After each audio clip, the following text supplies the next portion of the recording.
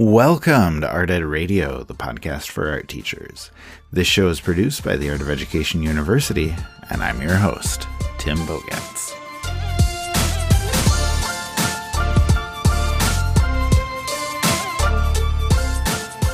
I feel like I've been overwhelmed the last couple of weeks with stories from the art world. A lot of good stories that are of interest, and not just of interest to like art history nerds like me, but stories that are interesting to a larger audience and stories that can engage some of your students and maybe pique their interest in one thing or another. So today, I want to use the podcast to check in on just what's happening in the art world, share some of the things that caught my attention, and talk about a few things that may be of interest to you, maybe a few things that, you want to bring into your classroom. So first up is Christo and Jeanne-Claude wrapping the Arc de Triomphe in Paris.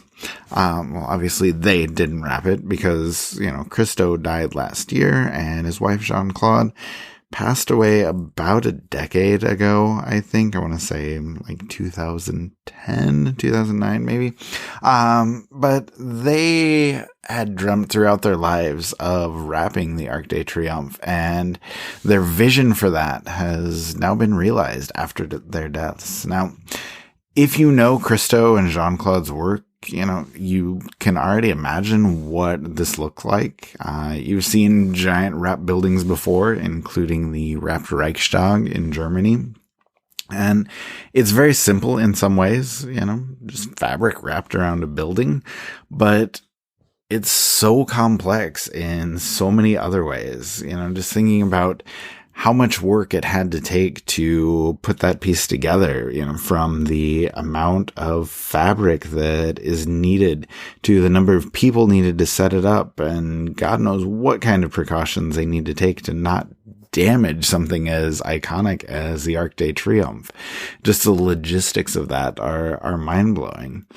But yet after they go through all of that work, it just goes back to this simple beauty of draped fabric, albeit on a massive industrial scale. And so my thoughts kind of vacillate between, the complexity and the simplicity. And I'm not sure which one of those I appreciate more. Now, my daughter actually brought this piece to my attention. She's 13 and we're just out running together, and she brings it up. She's like, "Oh, did you see that the Arc de Triomphe got wrapped in fabric?" And I was like, "Wait, like the artist Christo, like he used to do?" And she's like, "No, it was one of his works." And so I was super excited that she had brought that up because, I don't try to push my interests on my kids. So she doesn't know a ton of artists. She doesn't know Christo and Jeanne-Claude until this comes out. So, it's really fun when she's able to discover things organically. And so when she first saw this, she was kind of intrigued. And, when she brought it up to me, she had also looked up the Valley Curtain in Colorado and found the gates in New York City. And then I was able to tell her about the wrapped Reichstag and maybe my favorite Christo and Jeanne-Claude work, the Pink Islands off the coast of Florida, and just share a few of my other favorites with her. So that was a really cool experience. I was glad she found that. I was glad she brought that to my attention. So I was able to check it out a little bit more. But anyway, the Arc de Triomphe will be wrapped until October 3rd, I believe. And there's actually a live feed on YouTube of the piece. So I'm not sure how thrilling it is to see it live, but you can. And of course, there are just a plethora of photos and articles if you take the time to find them. Could be an opportunity to introduce Christo and Jeanne-Claude to your students if you haven't done that already. Now, if you check the show notes, we are going to make an artist bio for Christo and Jeanne-Claude available to you. You can download the resource and you can share that with your students. And the artist bio comes from AOEU's Flex Curriculum, which has so many great resources. So Let me tell you about it for just a second. Flex Curriculum is just this comprehensive curriculum solution. It has the artist bios, and with those, we're trying to introduce students to new artists, just a diverse set of historical and contemporary and living artists. In Flex Curriculum, we have all sorts of lesson plans. They're step by step. They come with objectives and teaching strategies and time requirements. There are resources like not only the artist bios, but there are worksheets, there are reference materials, there are lists, there are planning sheets, there are assessments, formative and summative, there are reflections, there are critiques, there are rubrics, and there are even videos in Flex, just these really, really cool animated videos that not only capture students' attention, and they also can scaffold learning and really explain critical art concepts in a kind of intriguing way. They're a lot of fun, and I do the voiceovers for a few of them. So if you're not, just tired of my voice after listening to this podcast every week, you can also listen to me in the Flex videos. But you can check out the AOEU website to learn more about Flex, and most importantly, you can learn how to get your school to possibly pay for a Flex curriculum subscription for you. So make sure you check that out. Now, the next story, the second thing that caught my attention, albeit a couple of weeks ago, was this article basically asking what is with all of these immersive digital Van Gogh experiences that are happening. Now, I first noticed them kind of pop up over the summer, but now they just seem to be everywhere. You've probably seen ads for these, just this immersive experience where you get to see digital versions of Van Gogh's works all over the walls, blown up to huge sizes, taking up entire rooms, which is kind of intriguing. But then you notice that there are just like so many of them. Like there's one that's called Immersive Van Gogh, and then there's Van Gogh, the Immersive Experience, and then there's Imagine Van Gogh, the Immersive Exhibition, and then there's Van Gogh Alive, and just what? Like, why are there so many of these? Where do they all come from? And I think a big part of it is that, there's not much copyright protection on Van Gogh's works. And so it's been long enough. Everybody knows Van Gogh, and that work is widely available. And so if you can present a cool experience, people are going to want to come to it. And it sounds like some of the better ones do offer a good experience. There are voiceovers and music and learning opportunities and animations and virtual reality experiences. But the bad ones that I have seen and the bad ones that I have heard about seem really, really bad. And you're paying way too much money for the experience, or for the lack of experience, maybe. I had one friend that was telling me about this, and she would like to remain anonymous, but she basically went to one of these and hated every minute of it. Now, that's a little bit of an oversimplification, obviously, but overall, it was just really, really disappointing. She said it was like just going into a big warehouse and just seeing some giant projections of artworks. And there was a second floor, and you go up on the second floor, and it's just a different angle of those big projections of artworks. And so she actually asked, the security guard that was there, like, is this it? Is this all there is? And that was just some big projections in a big room, and that was about it. And so, she walked out wondering, like, why she just paid $50 for that experience. And so either way, good or bad, I have to say I haven't been to one of these, and I don't really mind that I haven't been to one. I'm very happy to be wrong about that. So please let me know, like, if you've been to one of these and it was amazing, if you've been to one of these and you actually love it, like, let me know. I'm happy to change my mind. But to be honest, these things seem to be everywhere, and I can't get myself to want to go. But like I said, I'd love to hear it if you've been and you enjoyed it. But I think the bigger concern that comes with these immersive experiences, And maybe concern is not the right word because it's going to make me sound old and curmudgeonly, which not wrong, but kind of beside the point at this moment. But just this idea that these experiences are going to replace how we generally experience or generally take in art. You know, the Indianapolis Museum of Art replaced an entire floor of art with this theater that's set up for immersive artworks, which I don't know, like that's wild to me. Like we're taking out actual art in order to let people look at digital reproductions of other art. Like I'm just having a tough time wrapping my head around that one.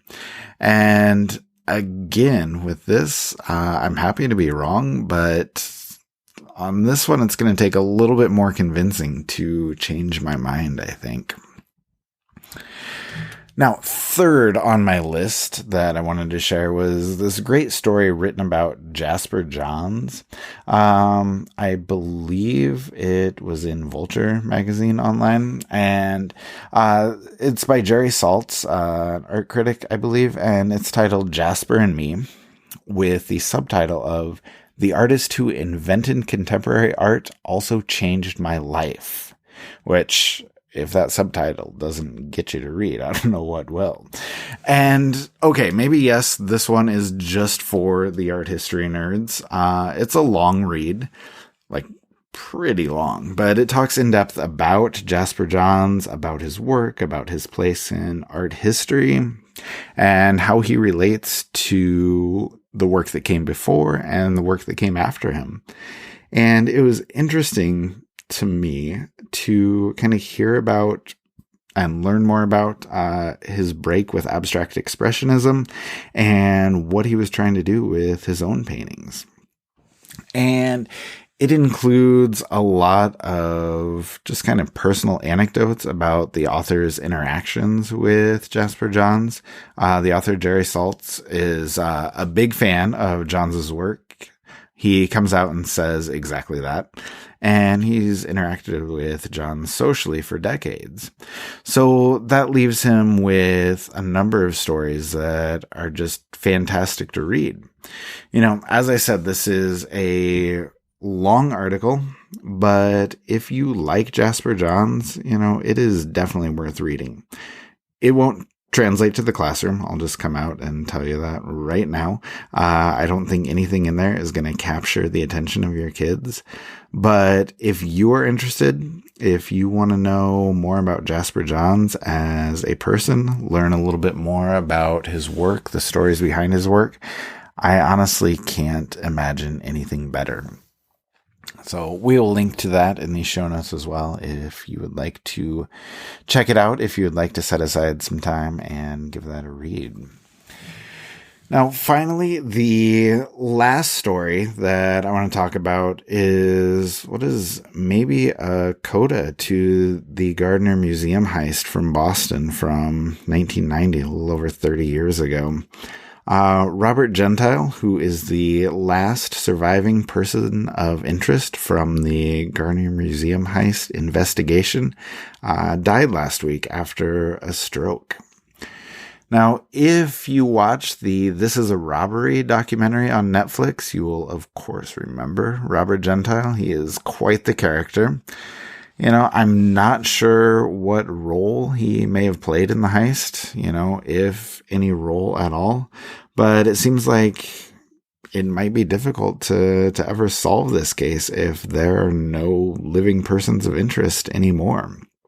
You know, the authorities still are putting on a brave face, still saying, oh, we're continuing to find stuff. We think we have some ideas. We are getting closer. We found enough that we need to just keep at it. But you know, at this point, it's been 30 years. So I don't know if that one's ever going to get solved. And I actually saw this quick interview with the director of the documentary talking about Robert Gentile, and he was kind of skeptical that he played much of a role at all. And he just said, hey, you know, Robert Gentile was a grifter his whole life, and he kind of latched on to the idea of this heist because he thought it could make it in some money. But overall, he was really skeptical that Gentile actually played much of a part. But like I said, whether he was part of it or not, he's the last living person of interest, and it's tough to know where you go from there.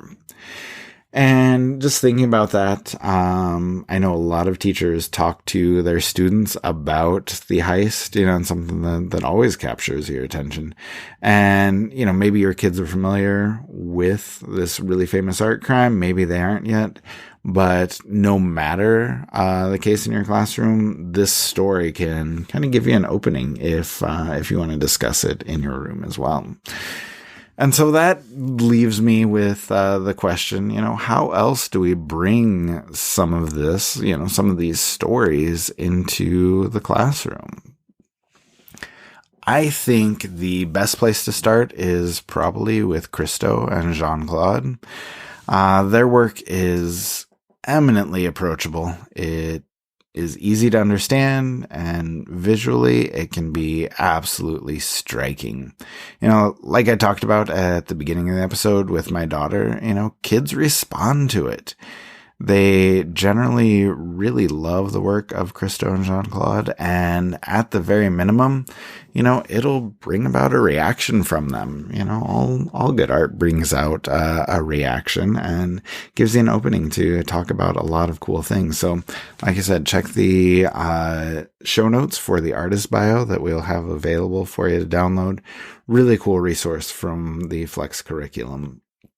And if you want to, take that a step further with Christo and Jeanne-Claude, we have an awesome article in the AOEU magazine. I believe it was written by Christine Woywood-Wiedel. It's called 10 Fantastic Fiber Artists Your Students Will Love. And it's a very easy transition from Christo and Jeanne-Claude into other fiber artists. And in that article, obviously 10 artists, but 3 that I think most students really, really respond to well. Bisa Butler is one. She's a huge name right now. She creates these amazing quilted portraits that use just vibrant, intense layers of colors, tell some incredible stories, feature some incredible people. So definitely somebody you want to share with your students. Lisa Sparrow is in there as well. You may or may not have seen her stuff on social media. It's very popular, but she creates the entire contents of stores, like corner stores or supermarkets, with these believable but really playful looking objects that are all sewn out of felt, and everything in every product is sewn out of felt. It's very entertaining. It's very cool. Opens the door to some maybe cool collaborative projects if you're doing some fiber art stuff with your students. And also, the third artist that I think students really like is Victoria Rose Richards. She works on a very small scale. She takes these aerial views of landscapes and turns them into thread paintings. And they just become these just wonderful, textured abstractions. It's a very unique look. I think it's very, very cool. And I think your kids will respond to that as well. And, honestly, if your kids are working with fibers, that's really engaging for them. Just being able to take in that kinetic learning, be able to work with their hands, being able to create things with fibers, and those artists are going to engage them even further. So, like I said, it's called 10 Fantastic Fiber Artists Your Students Will Love. Article worth reading and some artists worth checking out. Beyond that, I think that any of these stories can be engaging if you frame them in the right way. The art heist is always going to grab kids' attention. An immersive experience is going to be worth a discussion. Okay, Jasper Johns, okay, I'll say maybe not, but the point remains that there are so many stories happening in the art world at any given time, and they can almost always work for something you want to do in the classroom, whether it's a drawing exercise, a writing prompt, or the start of a discussion. If you're framing it in an interesting way and asking the right questions, it's something that's worth doing more often with your students.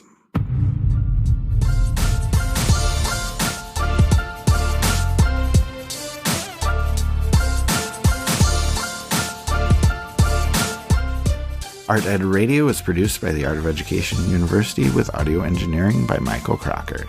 Thank you, as always, for listening, and we will talk to you next week.